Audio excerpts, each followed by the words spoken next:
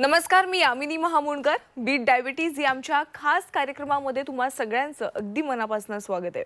आज आपण GDM decoded लक्षणे, उपाय आणि दीर्घकालीन आरोग्य या विषयावर चर्चा करणार आहोत.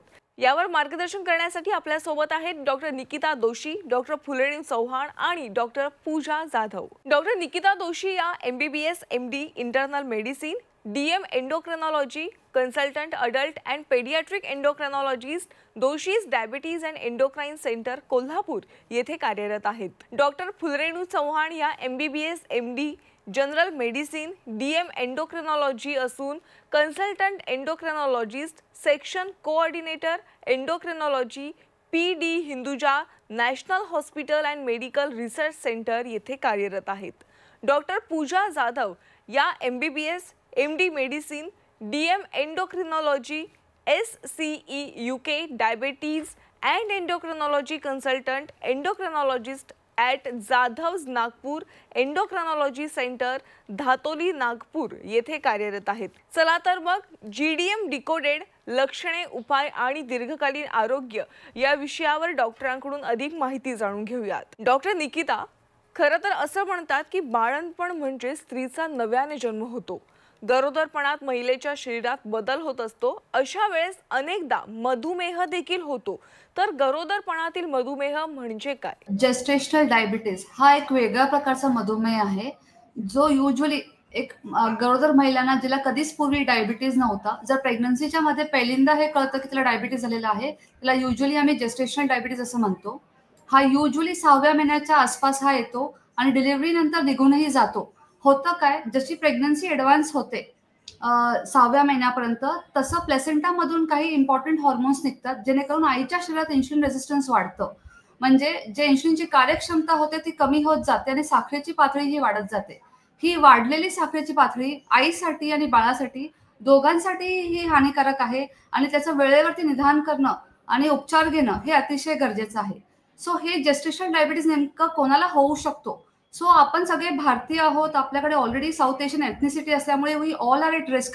आणि ह्याच्या व्यतिरिक्त जर आपल्याला प्रेग्नन्सीच्या आधी PCOD असेल किंवा आपलं वजन जास्ती असेल किंवा आपल्या घरी आपल्या आई वडील भाऊ बहिणीपैकी कोणाला प्रकार नंबर 2चा मधुमेह असेल किंवा ट्विन प्रेग्नन्सी असेल, तर आपली जेस्टेशनल डायबिटीज होण्याची रिस्क ही वाढत जाते. डॉक्टर फुलरेणू, आईसाठी GDM वेळेवर शोधणं का महत्वाचं आहे? पहिलं प्रेग्नन्सीमध्ये जर काही GDM असेल आईला तर परत होऊ शकते. तर ती बायका लोक किंवा लेडीज लोक दे आर प्रिपेअर्ड आणि त्यांना डॉक्टर्स पण सांगतात की या प्रेग्नन्सीमध्ये तुम्हाला झालाय तर बहुतेक नेक्स्ट प्रेग्नन्सीमध्ये तुम्हाला होऊ शकते.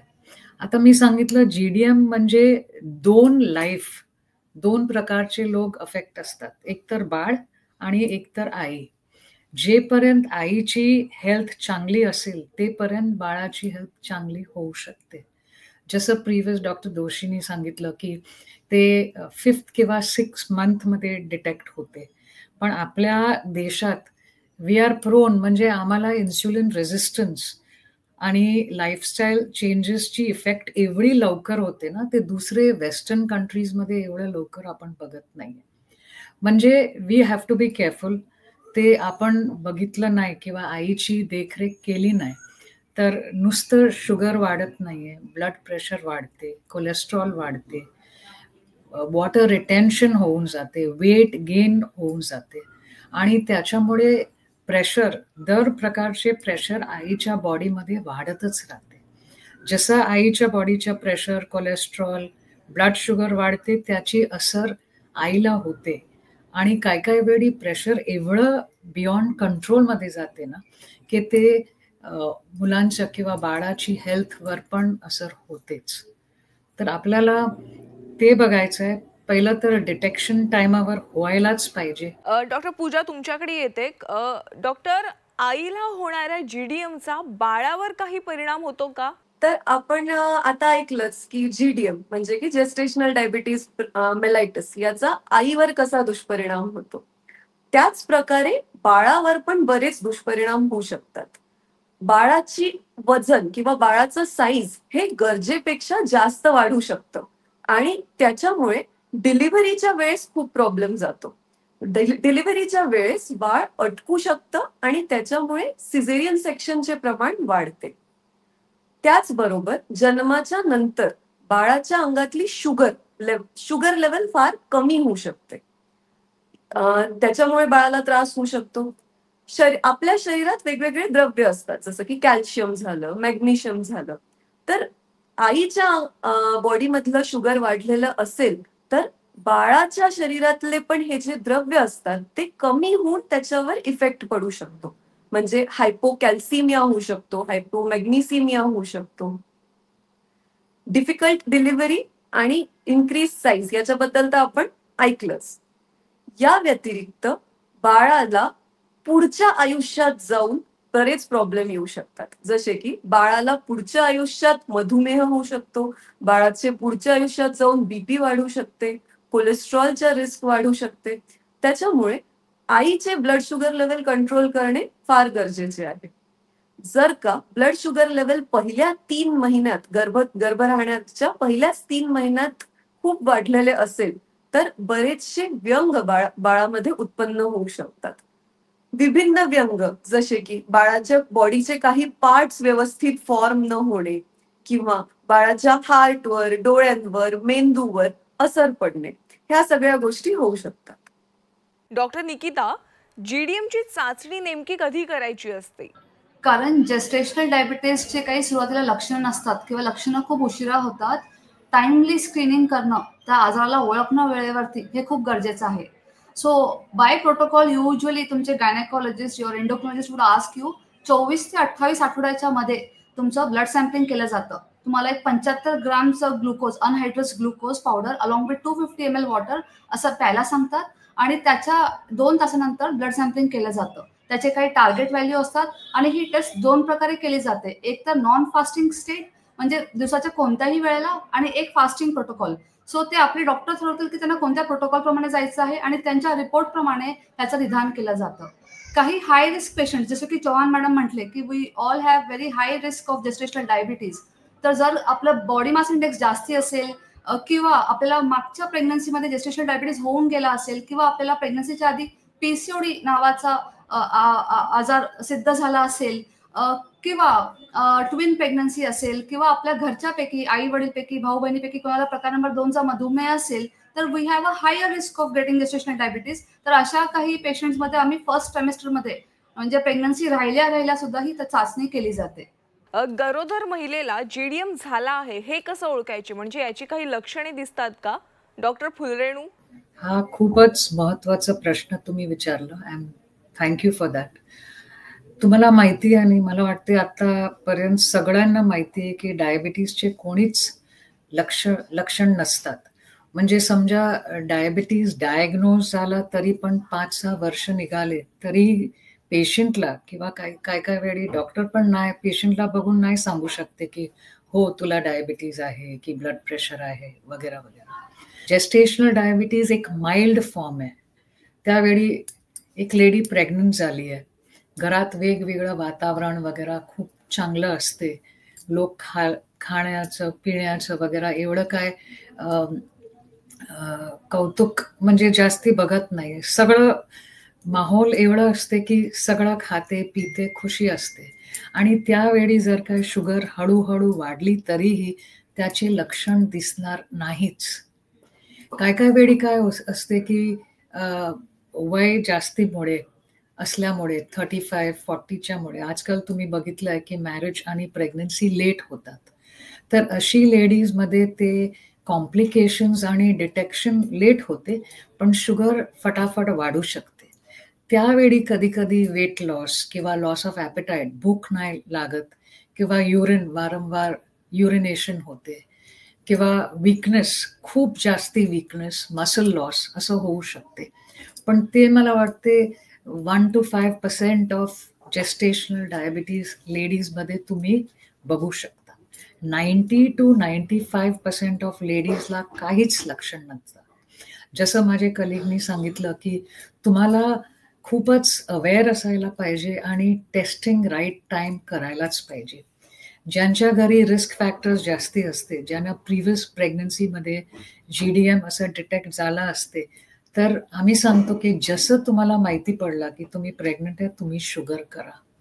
आजकाल आम्ही असं पण करतो, नॉर्मल प्रेग्नन्सी प्लॅन केली त्याच्या आधी शुगर टेस्टिंग करतात. नुसतं फास्टिंग आणि पोस्ट लंच नाही, पण एक ग्लायकोसायलेटेड हिमोग्लोबिन म्हणजे म्हणून एक खास टेस्ट आहे. ते पाठलं 3 महिन्याच्या ॲव्हरेज शुगर आपल्याला एक रिपोर्टनी माहिती देतो. आम्ही इन्सिस्ट करतो की जर का तुम्ही प्लॅनिंग करत असेल ती टेस्ट करा, थायरॉइडची टेस्ट करा आणि जर काय बॉर्डरलाईन असेल तरी पण आम्ही पेशंट्स आणि फॅमिलीजला एड्युकेट करतात की बी केअरफुल, तुम्हाला नंतर शुगर होऊ शकते. डॉक्टर पूजा तुमच्याकडे येते की जीडीएम टाळता येऊ शकतो का, आणि समजा जीडीएम टाळायचा असेल तर नेमकं महिलांनी काय करायचं? तर डेफिनेटली जीडीएम टाळता येतो. एखाद्या महिलेला पहिल्या प्रेग्नन्सीमध्ये जीडीएम असेल आणि तिने नेक्स्ट प्रेग्नन्सीमध्ये हे प्रॉपर प्रिकॉशन्स घेतले तर तिचं जीडीएम टळू पण शकतो. जीडीएम टाळण्यासाठी आपल्याला प्रॉपर लाईफस्टाईल चेंजेस करणे गरजेचे आहे. तर लाईफस्टाईल चेंजेस म्हणजे नेमकं काय? जेवण आणि एक्सरसाइज. तर जेवणामध्ये वेळेवर एकदम जेवण घेणे, संतुलित आहार घेणे, म्हणजे त्याच्यामध्ये proper amount of carbohydrate, proper amount of protein आणि प्रॉपर अमाऊंट ऑफ फॅट घेणे हे गरजेचे आहे. फिक्स्ड टाइम आणि संतुलित आहार. कधी कधी प्रेग्नन्सीमध्ये जसं स्त्रियांना म्हटलं जातं की आता 2 जण आहे, दोघा लोकांचं खा, भरपूर खा, गोड खा. हे सगळं नाही करायचं. जेवढं गरज आहे, जेवढा कॅलरी इंटेकची रिक्वायरमेंट आहे तेवढंच जेवण घ्यायचं. 2 लोकांसाठी खाण्याची काहीही गरज नसते. आपल्या वजनाकडे लक्ष देणे फार महत्वाचे असते प्रेग्नन्सीच्या वेळेस. फिक्स्ड क्रायटेरिया असतो की इतकंच वजन तुमचं वाढलं पाहिजे. पहिल्या 3 महिन्यात जवळजवळ 1 ते 2 किलो, नेक्स्ट 3 महिन्यात जवळजवळ 5 ते 6 किलो, किंवा तुमचं वजन पासूनच खूप जास्त आहे तर ते 2-3 किलोच वाढलं पाहिजे. आणि शेवटच्या 3 महिन्यात पण जास्तीत जास्त 5 ते 6 किलो. असंच वजन वाढत गेलं पूर्ण याच्यात तर एक प्रॉपर वेट गेन राहतं आणि डायबिटीज होण्याचे चान्सेस कमी राहतात. गोड खाणे जास्त प्रमाणात किंवा मैदा आणि मैद्याने बनलेले प्रकार खाणे, जसे की ते ब्रेड, बिस्किट, पाव, जंक फूड, नूडल्स, मोमोज, हे सगळे गोष्टी कम्प्लिटली टाळायला पाहिजे. काही काही जणांना फक्त चिप्सचे डोहाळे लागतात, तसं नसतं. प्रॉपर फूडच घ्यायचं गरजेचं असतं. याचबरोबर डेली एक्सरसाइज करणं, म्हणजे एकदम फार विगरस एक्सरसाइज न करता जेंटल एक्सरसाइज, जसं की फक्त वॉकिंग, सकाळी अर्धा तास, संध्याकाळी अर्धा तास, एवढं जरी केलं तरी आपलं शुगर लेवल बऱ्यापैकी कंट्रोलमध्ये राहतं. एकदम सिडेंटरी नुसतं बेड रेस्टच, ज्या महिलांना ऑलरेडी बेड रेस्ट सांगितली आहे त्यांचं वेगळी गोष्ट आहे. पण ज्यांना असं काही सांगितलेलं नाही आहे, जे लोक चालू शकतात, फिरू शकतात नॉर्मली, त्या लोकांनी नॉर्मल लाईट एक्सरसाइज करणे गरजेचे आहे. नुसतं बेडवर झोपून नाही राहायचे. आणि वेळेवर झोपणे, लेट रात्रीपर्यंत जागरण न करणे, सकाळी लवकर उठणे, हे पण एक महत्वाची भूमिका असते. डॉक्टर निकिता, जर समजा एखाद्या गरोदर महिलेला जीडीएम झालाच तर अशा वेळेस त्या महिलेनं काय करायचं? एकदा डॉक्टरांनी जेस्टेशन डायबिटीसचं निदान केलं की वेळ न घालवता काटेकोर पद्धतीने त्याला कंट्रोल केलं पाहिजे. तर नेमकं काय केलं पाहिजे? जसं डॉक्टर जाधवनी सांगितलं की पहिलं जे केलं पाहिजे ते आहे जीवनशैली बदलली पाहिजे, आहारामध्ये बदल केला पाहिजे. तर आहारामध्ये कोणता बदल केला पाहिजे जर आपल्याला जीडीएम हे डायग्नोसिस झालेलं आहे? तर सगळ्यात महत्वाचं सिंपल काम आपल्याला अवॉइड करायलाच लागणार आहे, जसं की साखर आहे, गूळ आहे, मध आहे, मैदा आहे, पाव, bread, biscuit, packet food, processed food, हे सगळं आपल्याला टाळावं लागणार आणि एका बॅलन्स्ड डाएटकडे आपल्याला वळावं लागणार. बॅलन्स्ड डाएट म्हणजे सोप्या पद्धतीने जर आपण एक प्लेट बनवतो तर आपण भारतीय आहोत, आपण 70% कार्बोहायड्रेट्स खातो, म्हणजे चपाती, भाकरी, भात खाल्लं म्हणजे आपलं जेवण झालं आणि हेच पोटभर आहे असं आपली समज आहे. पण तसं न करता चपाती, भाकरी, भाताला ताटाच्या 25% भागात आणणं, ऍटलीस्ट 40% भागात आणणं हे खूप महत्वाचं आहे. आपल्या ताटात 25% सॅलड आहे का, 25% भाज्या आहेत का, म्हणजे कुक्ड व्हेजिटेबल, आणि सगळ्यात महत्वाचं 25% प्रोटीन आहे का. जेव्हाही आपण ताट बनवू, आपल्या ताटामध्ये 25% प्रोटीन आलेलं आहे का हा प्रश्न आपण स्वतःला विचारू. प्रोटीन म्हणजे नेमकं काय? तर डाळी झाले, उसळी झाले, पनीर झालं, दही झालं, अगर तुम्ही नॉनव्हेज खात असाल तर चिकन झालं, अंड्यातलं पांढरं झालं, ह्याच्यामुळे जेवल्यानंतरच्या साखरेची पातळी ही बऱ्यापैकी ब्लंट होते. सो एक हा प्रकारचा बॅलन्स डाएट ज्याच्यामध्ये 25% प्रोटीन आहे. दिस इज रिअली व्हेरी हेल्पफुल. दुसरा मुद्दा आहे तो एक्सरसाइज. जसं की चव्हाण मॅडमने सांगितलं, light moderate exercise is absolutely okay if your gynaec is allowing you. Especially प्रत्येक जेवणानंतर ब्रेकफास्ट, लंच आणि डिनरनंतर जर तुम्ही 20 मिनिटं वॉकिंग केलं तर तुमच्या जेवणानंतरच्या साखरेची पातळीमध्ये बराच काही इम्प्रूव्हमेंट दिसून येऊ शकतो. सो हे डाएट आणि एक्सरसाइज करून आम्ही पाहतो की ऑलमोस्ट 60-70% या गरोदर महिलांचा कंट्रोल ह्याच्यावरतीच येऊन जातो. पुढे काही करायची गरज येत नाही. पण 30% महिलांमध्ये ह्याच्या पुढे आम्हाला जावं लागतं आणि ह्याची पुढची ट्रीटमेंट लवकरात लवकर सुरू करावी लागते. सो आम्ही पेशंट्सला युजली एक ग्लुकोमीटर घरी ठेवून self monitoring of blood glucose, म्हणजे आपली साखरेची पातळी रोजच्या रोज किंवा alternate day or as per your doctors schedule monitoring करायची आहे. उपाशी पोटे किती आहे, नाश्त्यानंतर 2 तासाने किती आहे, लंच नंतर 2 तासाने, कधी कधी आम्ही 1 तासानेही चेक करायला लावतो. असा रेकॉर्ड मेंटेन करून त्या रेकॉर्डला डॉक्टरांपर्यंत पोहोचवणं हे अतिशय गरजेचं आहे.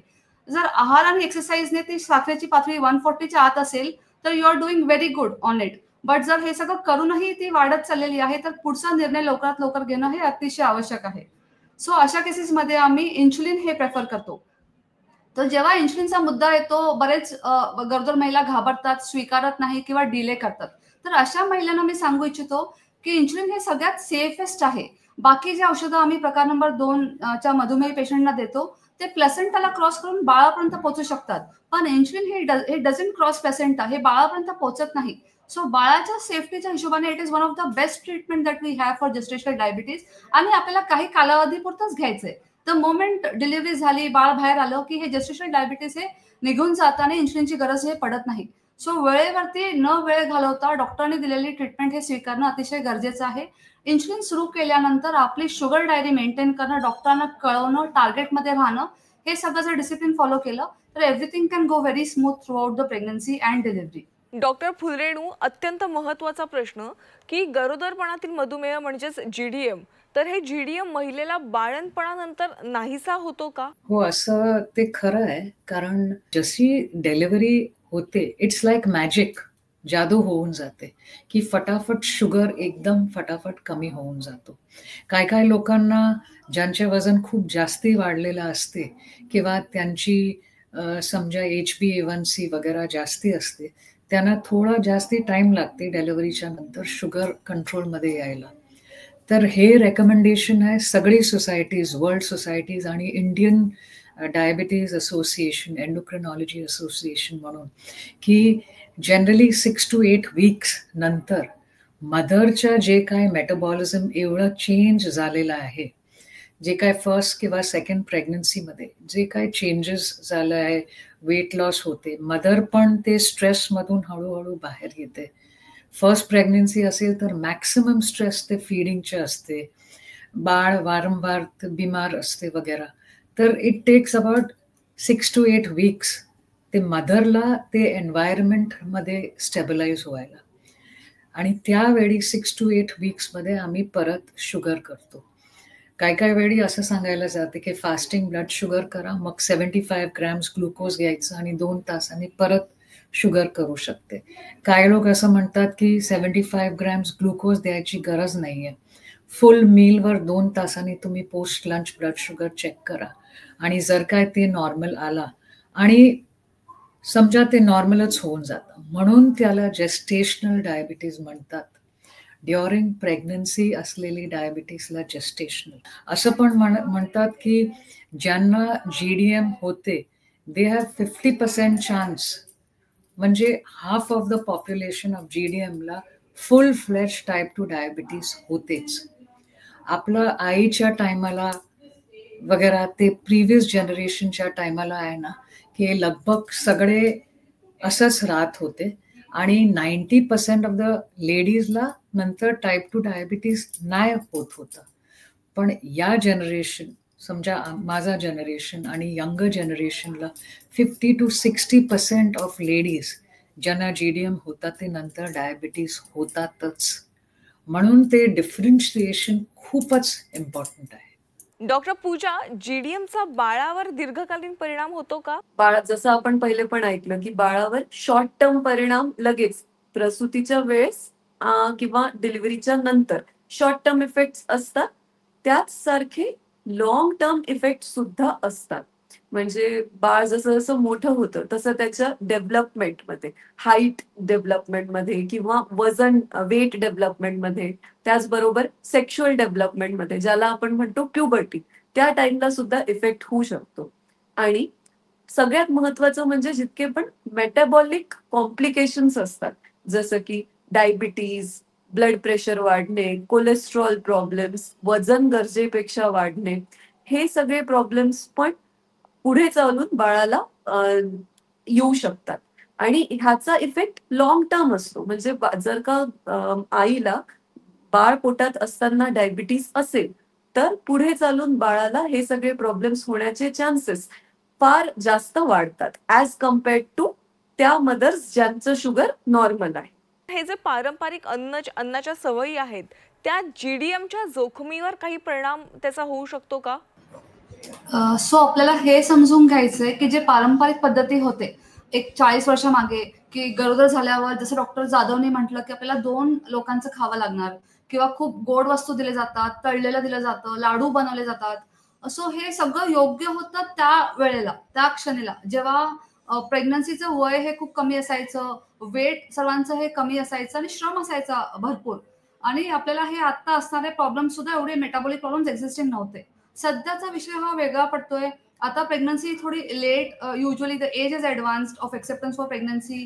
People are working, sedentary lifestyle आहे आणि तेवढं कॅलरी बर्निंग होत नाही. सो त्याच पद्धतीनं तसंच तेवढ्या हेवी कॅलरीचे फूड्स आपल्याला खाणं हे सध्या योग्य नाहीये. सो सध्या नक्कीच आपल्याला एक बॅलन्स्ड डाएटची गरज आहे, ज्याच्यामध्ये तुम्ही नट्स वाढवा, तुम्ही अक्रोड, बदाम, पिस्ता वाढवा, तुम्ही भाज्या वाढवा, तुम्ही सूप वाढवा, तुम्ही उसळ वाढवा, तुम्ही चिकन वाढवा, तुम्ही ग्रिल्ड फिश वाढवा, तुम्ही अंड्यातलं पांढरं वाढवा. So this is all good high protein, complex carbohydrates, millets ह्याचं नक्कीच सेवन करा. पण सिंपल कार्ब, शुगर, जॅगरी, हनी किंवा खूप जास्ती तुपाचं प्रमाण वी वुड नॉट रिकमेंड. त्याचा परिणाम हे जेस्टेशनल डायबिटीजवरती होऊ शकतो आणि साखरेची पातळीही वाढू शकते. सो वेळेप्रमाणे आपल्याला थोडंफार न्यूट्रिशन चेंज करणं हे अतिशय गरजेचं आहे.